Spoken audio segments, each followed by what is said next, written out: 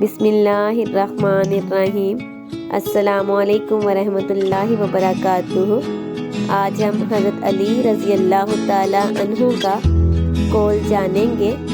حضرت علی رضی اللہ تعالیٰ عنہ نے فرمایا، اگر فتح حاصل کرنا چاہتے ہو تو اپنی آواز میں نرم لہجہ پیدا کرو، اس کا اثر تلوار سے بھی زیادہ ہے۔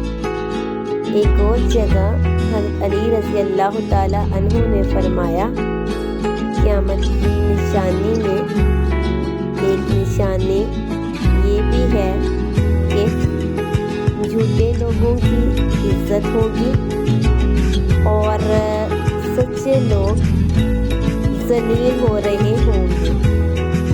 یہ حضرت علی رضی اللہ تعالیٰ عنہ کے قول ہیں۔